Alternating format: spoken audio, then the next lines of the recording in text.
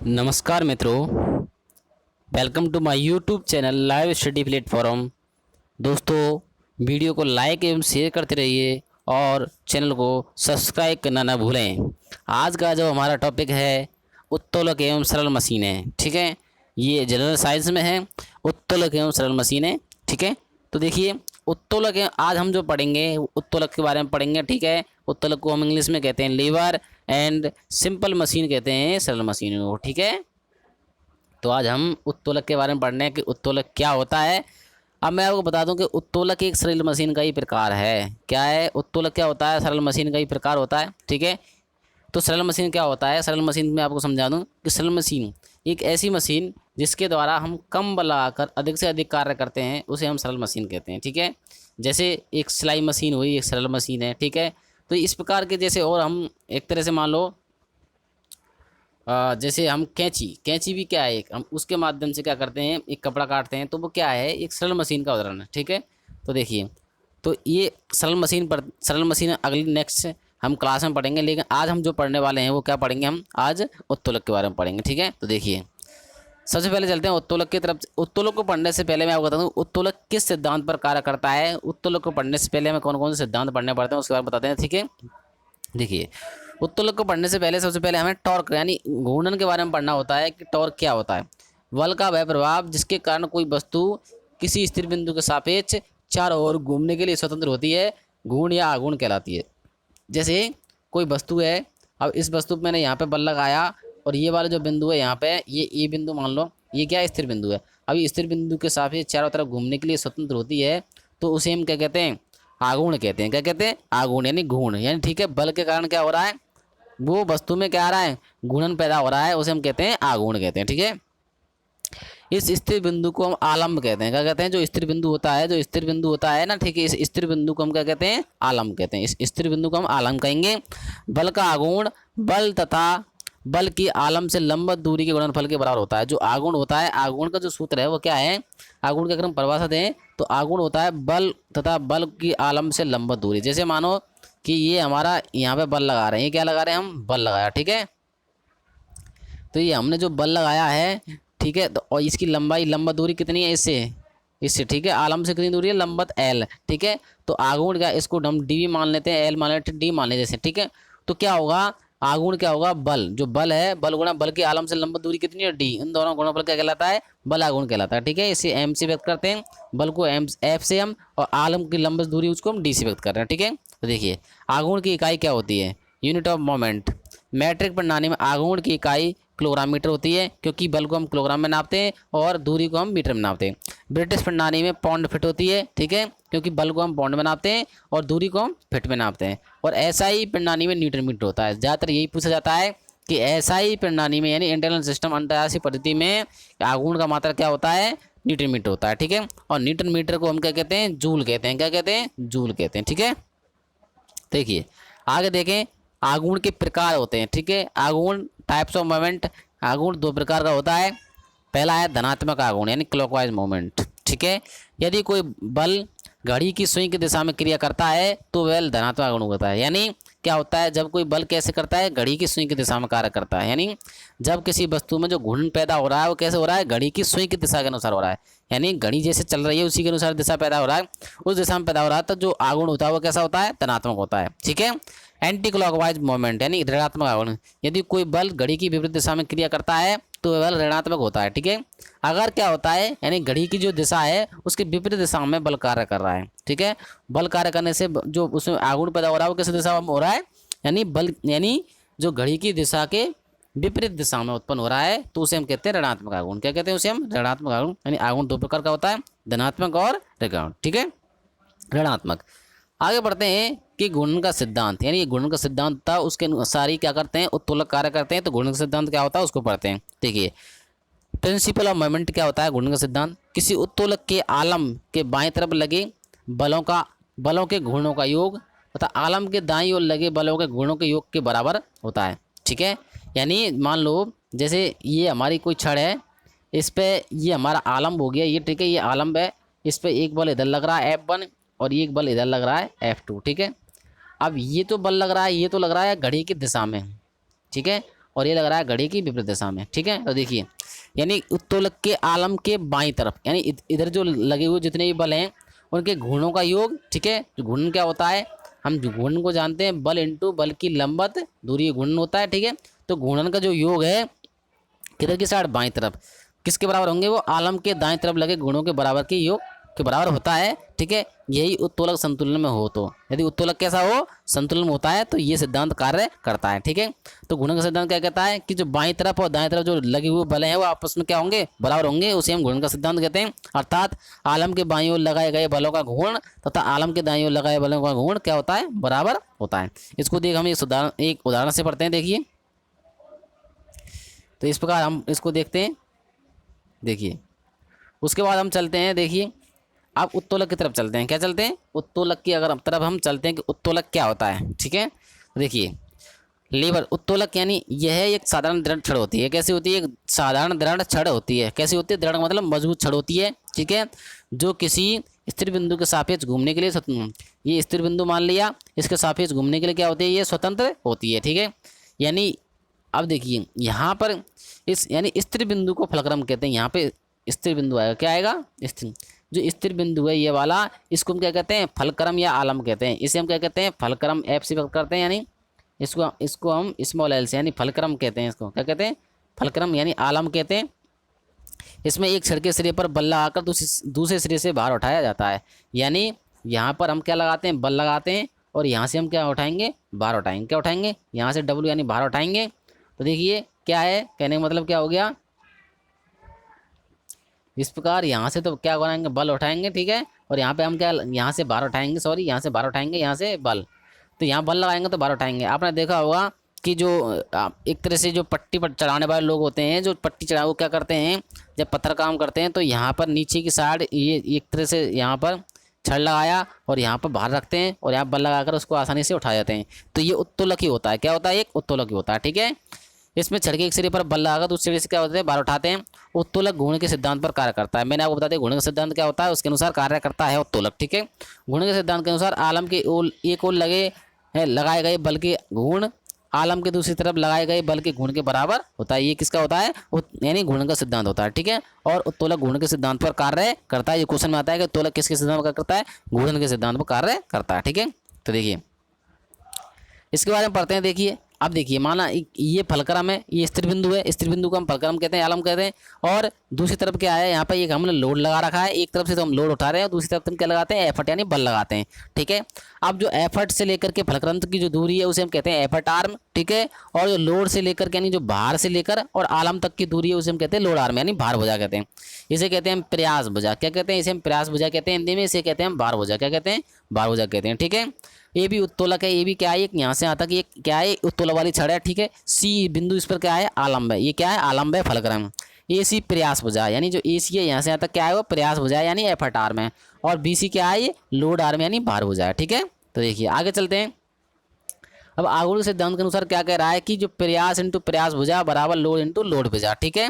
प्रयास इंटू प्रयास भुजा लोड इंटू, यानी आगुण सिद्धांत क्या कहता है, आगुण सिद्धांत ये कहता है कि जो ये बल लगाया है, बल की यहाँ से आलम से लंबवत दूरी, ठीक है। तो क्या होगी, प्रयास इंटू प्रयास भुजा बराबर क्या होगा, यानी इसको आलम के दाएं तरफ बाएं तरफ लगे हुए, तो ये जो बाएं तरफ लगे हुए क्या होगा, यानी इसका जो गुणन क्या होगा, गुणन इसका, यानी एफर्ट इंटू एफर्ट भुजा बराबर इसका क्या होगा, लोड इंटू लोड भुजा होगा, ठीक है। तो देखिए तो प्रयास इंटू प्रयास भुजा बराबर लोड इंटू लोड भुजा। देखिए प्रयास भुजा बटे लोड भुजा बराबर लोड अपॉन प्रयास, ठीक है। तो डब्ल्यू अपॉन इसको हम पी से व्यक्त करते हैं, तो ये हमारा क्या हो जाता है, सूत्र आ जाता है, ठीक है। डब्ल्यू अपन पी को हम कहते हैं मैकेनिकल एडवांटेज, क्या कहते हैं, जो भार अपॉन प्रयास होता है उसे हम कहते हैं मैकेनिकल एडवांटेज। यानी ये मैकेनिकल एडवांटेज एक से अधिक होना चाहिए, तभी हमारा क्या होता है, कार्य आसान होता है, यानी साधारण मशीन कहलाएगी, ठीक है। तो देखिए अब देखते हैं उत्तोलक के प्रकार, टाइप्स ऑफ लीवर। उत्तोलक दो प्रकार के होते हैं, पहला है सीधी छड़ वाले उत्तोलक, दूसरा है मुड़ी हुई छड़ वाले उत्तोलक, ठीक है। ज़्यादातर सीधी छड़ वाले उत्तोलक काम में ले जाते हैं। तो देखिए सीधी छड़ वाले हमने उदाहरण ज़्यादा देखे हैं, ठीक है। देखिए सीधी छड़ वाले उत्तोलक तीन प्रकार के होते हैं, कितने प्रकार के होते हैं, तीन प्रकार के। पहला है फर्स्ट ऑर्डर लीवर, ठीक है, यानी प्रथम श्रेणी उत्तोलक, द्वितीय श्रेणी उत्तोलक और तृतीय श्रेणी उत्तोलक, ये तीन प्रकार के उत्तोलक होते हैं, ठीक है। सीधी छड़ वाले कितने प्रकार के होते हैं, तीन प्रकार के होते हैं। तो हम इनको एक एक करके पढ़ते हैं।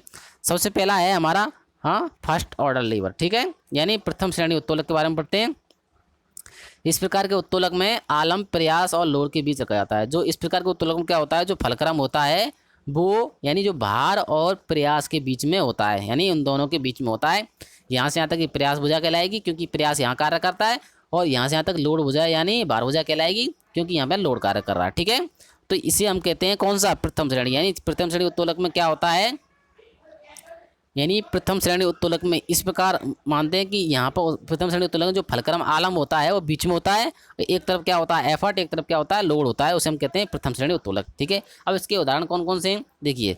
सामान्य तौला की जो डंडी है, सामान्य तौला की जो डंडी होती है, हमारा जो साधारण जो तराजू होता है, ठीक है, तराजू इसी प्रकार का होता है। यहाँ पे जो डंडी लगी थी ये तो क्या होती है, फलक्रम होता है, और एक तरफ हम भार रखते हैं, एक तरफ हम दूसरा क्या करते हैं, प्रयास करते हैं। ठीक है, प्रयास रखते हैं। तो ये प्रथम श्रेणी का उत्तोलक का उदाहरण है। हेड पंप का जो हत्था होता है वो इसी प्रकार कार्य करता है, जो हेड पंप होता है। ठीक है, माने ये हेड पंप है, ठीक है, और हेड पंप है यहाँ पे हम इस प्रकार लगाते हैं और यहाँ पे ये हत्था लगा लेते हैं। ठीक है, ये इस प्रकार हत्था, यहाँ से ये हत्था लगाते हैं। तो यहाँ पे ये बीच में तो क्या हो गया, आलम हो गया, यहाँ पे हम क्या लोड लगा लिए, और यहाँ पे क्या लगाते हैं, हम बल लगाते हैं। तो ये हेड पंप का जो हत्था है वो भी प्रथम श्रेणी का उदाहरण है।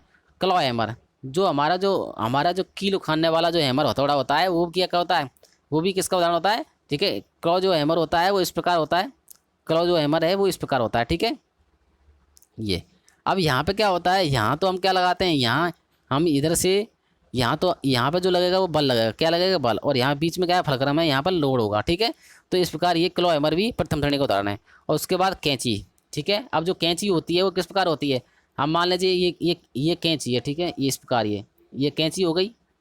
अब ये कैंची है इस प्रकार। ठीक है, अब ये कैंची में यहाँ पे तो क्या होता है, ये कैंची है, कैंची में ये फलक्रम है, यहाँ पे क्या होता है, लोड होता है, और यहाँ पे क्या होता है, हम बल लगाते हैं, क्या लगाते हैं, बल, फोर्स लगाते हैं। तो इसमें बीच में क्या है, फलक्रम है, तो ये क्या कहलाएगा, प्रथम श्रेणी उत्तोलक कहलाएगा। ठीक है, उसके बाद चलते हैं नेक्स्ट, द्वितीय श्रेणी उत्तोलक, यानी सेकंड ऑर्डर उत्तोलक क्या होते हैं। ठीक है, उसके बारे में पढ़ते हैं। इस प्रकार के उत्तोलक में लोड आलम या प्रयास के बीच रखा जाता है। इसमें अंतर क्या है कि जो इसमें जो लोड होता है वहाँ तो बीच में क्या था, आपका आलम था, यहाँ पे क्या होता है, लोड बीच में होता है, लोड बीच में होता है, और फलक्रम क्या हो जाता है, इसमें कोने में होता है, उसके आलम क्या रखा है दूसरे सिरे पे। जो आलम होता है, इसका आलम जो होता है, आलम जो होता है इसमें बीच में होता है। ठीक है, और इसका जो प्रयास होता है वो एक तरफ होता है और लोड एक तरफ होता है। ठीक है, अब देखिए इसमें अगर हम देखिए दोबारा से पढ़ते हैं थोड़ा, देखिए क्या है इसमें, देखिए इसमें क्या होता है, इसमें जो हम लोड होता है वो लोड कहाँ होता है, बीच में होता है, लोड कहाँ होता है, लोड बीच में होता है, और फलक्रम क्या होता है, एक साइड में होता है, दूसरी साइड में क्या होता है, इसमें प्रयास होता है, क्या होता है, प्रयास होता है। ठीक है, अब देखते हैं इसमें क्या है कि यहाँ से यहाँ तक जो एफर्ट काम कर रहा है, एफर्ट से लेकर के और फलक्रम तक की दूरी है वो क्या कहलाएगी, एफर्ट आर्म कहलाएगी, और लोड से लेकर के और फलक्रम की दूरी है वो लोड भुजा कहलाएगी, क्या कहलाएगी, लोड भुजा कहलाएगी। ठीक है, ये आपका सेकंड ऑर्डर लीवर है। अब इसके उदाहरण क्या है, एक पहिए की जो कूड़ा गाड़ी है, जो कूड़ा गाड़ी होते हैं। ठीक है, जो कूड़ा गाड़ी, एक पहिए वाली जो कूड़ा गाड़ी है, ठीक है, इस प्रकार की होती है। जैसे मान लीजिए ये कूड़ा गाड़ी है, ठीक है, ये कूड़ा गाड़ी बनी हुई है, तो इसमें एक पहिया लगा रहता है और यहाँ पे इस प्रकार ये डंडे लगे रहते हैं। ठीक है, तो एक पहिए वाली जो कूड़ा गाड़ी है वो इसी प्रकार, क्योंकि इसमें लोड तो बीच में होता है, लोड क्या हो गया, यहाँ बीच में हो गया। ठीक है, और यहाँ पे क्या हो गया, इसका जो लोड होगा बीच में, और यहाँ पे ठीक है एक पहिया लगा लेते हैं। ठीक है, तो यहाँ पे क्या हो गया, इसका एक ठीक है, यहाँ पर क्या है, ये हो गया आपका, यानी फलक्रम हो गया, आलम हो गया, और एक तरफ क्या लगाते हैं, यहाँ पे क्या लगाते हैं, एफर्ट लगाते हैं। तो लोड इसमें बीच में होता है, कूड़ा गाड़ी में लोड, कूड़ा जो होता है लोड काम करता है, यहाँ पे जो वजन उठाते हैं वो क्या हो गया, आपका प्रयास हो गया, यहाँ पे क्या हो गया, इसका क्या होता है, फलक्रम होता है, ये दूसरे। और उसके बाद जैसे सरौता, देखिए सरौता भी इसी प्रकार का उदाहरण है। जैसे हम सरौता बनाते हैं, जो एक तरह से आमी काटने वाला जो यंत्र है, यानी सरौता होता है। ठीक है, वो सरौता इस प्रकार का होता है। तो इसमें सरौते में क्या होता है कि इस प्रकार यहाँ पे ये क्या होता है, फलक्रम यहाँ पे होता है, और ऊपर से हम इस प्रकार इसको हम यहाँ से, और यहाँ पे क्या रखते हैं, हम लोड रखते हैं, क्या रखते हैं, आमी जो आम होता है उसको हम यहाँ रखते हैं, लोड को हम यहाँ रखते हैं। ठीक है, और यहाँ से क्या लगाते हैं, हम प्रयास लगाते हैं, क्या लगाते हैं, प्रयास, यानी प्रयास लगाते हैं, यहाँ पे क्या होता है, फलक्रम होता है। ठीक है, तो इस प्रकार ये सरौता भी सेकंड ऑर्डर लीवर का उदाहरण है। उसके बाद चलते हैं पिंचवार। जो पिंच हम जो क्या करते हैं, अपने जो फाइल में पिंच ठोकते हैं, वो वाली जो पिंचवार होती है वो इस प्रकार कार्य करती है। नाव का डंडा भी इसी प्रकार होता है। ठीक है, तो जैसे नाव होती है, इस प्रकार नाव होती है। अब ये नाव है इस प्रकार। ठीक है, अब इसमें नाव में ये जो पतवार होती है वो इस प्रकार होता है। क्यों, देखिए बीच में तो इसमें क्या होता है, लोड होता है, क्या होता है बीच में, इसमें बीच में क्या होता है, लोड होता है। और ठीक है, अब यहाँ पे ये फलक्रम जो पानी में जो ये होता है, ये फलक्रम कार्य करता है, और यहाँ पे क्या लगाते हैं, इसको फोर्स लगाते हैं, क्या लगाते हैं, प्रयास लगाते हैं। तो ये नाव का डंडा भी इसका उदाहरण होता है। ठीक है, उसके बाद चलते हैं, नेक्स्ट है तृतीय श्रेणी उत्तोलक, यानी थर्ड ऑर्डर लीवर क्या होते हैं। इस प्रकार के उत्तोलक में प्रयास लोड व आलम के बीच रखा जाता है।